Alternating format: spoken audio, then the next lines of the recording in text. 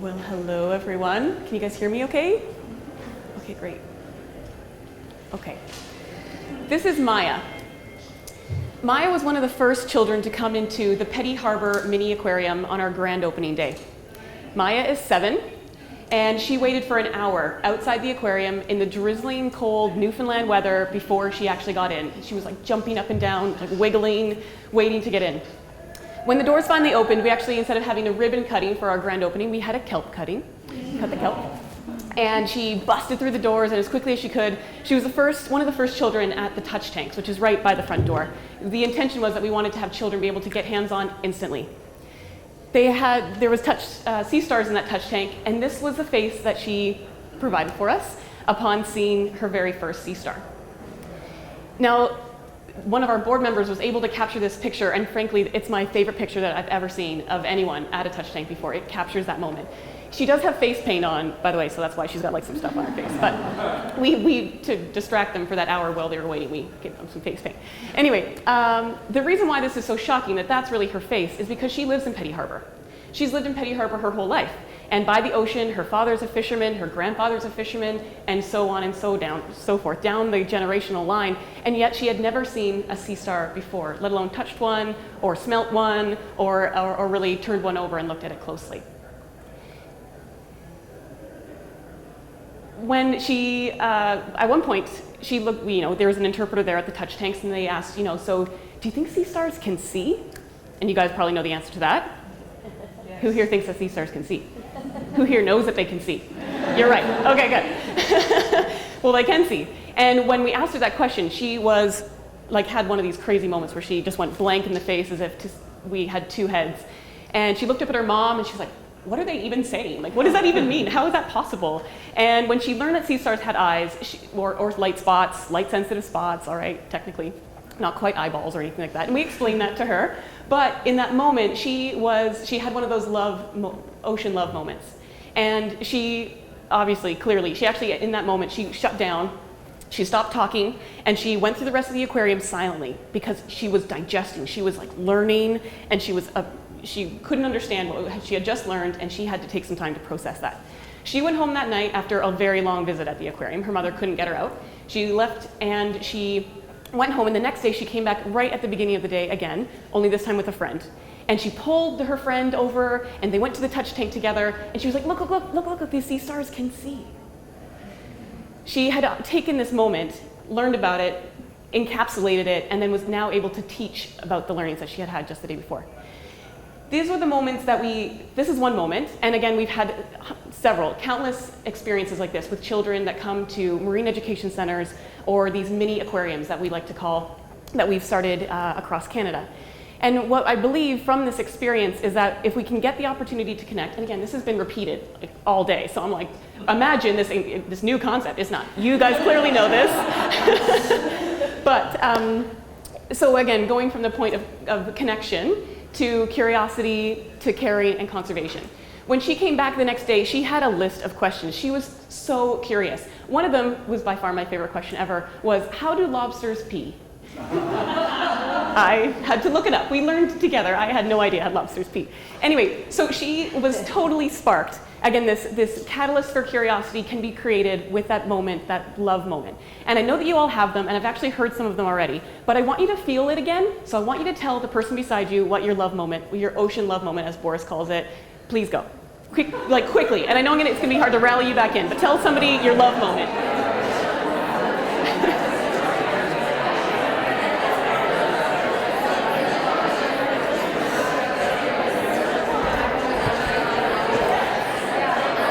Can I hear yours? Probably the same as everyone. My parents taking me to the ocean and, Pretty over rocks. Yeah. Over rocks, tide pools. Cool. Those are good. And always asking to go back to the ocean after that. Going again and again, right? The repetition. Repetition. Wanting to go and feeling at home as soon as we got there. Oh, that's good. That's good. Okay, great. Thank you very much. I don't know how to whistle, but thank you. Okay, right? The moments that we have when we experience this ocean love you remember them. There was no delay and like, I can't really remember, right? There was a moment. There was a time that you remember. And when you feel it, do you guys feel better now that you just like had that relived that little moment of when you went down to the beach or when you first went to whatever space? Maybe it was a Vancouver aquarium for some locals here. And so that, and do you remember leaving after that and looking it up online? Well, or maybe there was no online. Or, and you read about it. Or you had to ask someone about it. Or you sought out a mentor or someone, an expert, or you asked your dad, or you asked somebody that might know more.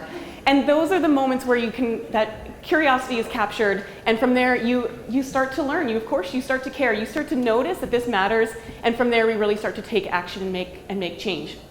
The reason why I have outlined it this way and why it's so powerful for me is because I went through this exact same experience by walking in to the to the Ucluelet Mini Aquarium. So some of you guys know about the Ucluelet Mini Aquarium on the far west coast of Vancouver Island. It's amazing. If you guys are visiting, definitely make your way out to the island if you can. And this Ucluelet Aquarium was 800 square feet. It was literally, it used to be like a boathouse, and then they retrofitted it into an aquarium. And it was right on the water's shore. Let me show you some pictures. There it is. And it was red and white, and it was very simple looking. It had about 30 tanks. Many of them were open top, so you can get your hands wet. If you guys have been there before, you know this. But when I first walked into the Ucluelet Mini Aquarium, the Ucluelet Mini Aquarium, it's now no longer a mini aquarium, so sometimes I might fumble over the mini. They've now grown, and they're about 4 times the size, and it's brilliant and beautiful there. When I first walked in, I was instantly given the opportunity to touch.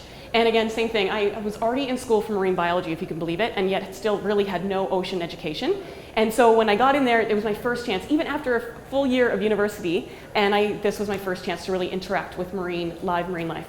And it changed my life in that moment in 3 ways. One, I've told this story before, that I kind of fell in love 3 times that day. I fell in love with how interpretation was done and that way of education to bring science and bring education together in this informal format where you can talk about pooping and you can talk about, about eviscerating and things like that, and it's all good and kids love it. I also fell in love with this style of place where it's informal, it's coastal, and one of the best parts about the mini aquarium concept and model is that it's a catch and release aquarium. So the animals are collected by divers, volunteer divers nearby. They're brought into the aquarium for a short period of time and then they're released back to the ocean at the end of the short season or when they need to be released. So this catch and release concept, again, I fell in love with it. I thought that was great. The other thing that I fell in love with, I fell in love 3 times. I also fell in love with the interpreter there, and we're married now, so. It changed my life, it really did. So this is what it looked like inside. I don't tell people that. Actually, I did a TED talk, and I talked about this, and I don't tell people about that other thing that happened. But anyway, so you guys will get the un-TED version. So this is what the aquarium looked like inside. And at the end of my experience there, I started volunteering, I started working there, and I went back to university with a newfound purpose and newfound hope for what I could be doing and what I knew that my marine biology degree could then become. Because there's a lot of kids that don't become marine biologists because they don't know what that looks like. They know what an accountant looks like, what that job looks like when they're older, but they don't know what a marine biologist looks like because it's so diverse and it's very untangible. And for that reason, they're like, oh, I can't really grasp it, and I'm going to leave it. This allowed children in our communities to get a better grasp of what a type of marine biologist looks like and for them to actually think that it's capable for them to become one. And so for that reason, when I went back to school, I looked around Newfoundland, which at the time I was going to Memorial University of Newfoundland. Love Newfoundland. Love it out there. And, but I looked around the province and I was like, how come there's not an aquarium on our coast here in St. John's for me as a university student to be able to go to and learn and volunteer and work? So we figured we should start one. Oh, sorry, and here's some pictures of the release. They're releasing the octopus. Nothing's larger than an octopus as well. So the animals are all quite small. Cutie. It's called BYOB. You have to bring your own bucket to the release, and then we fill it up, and then it goes.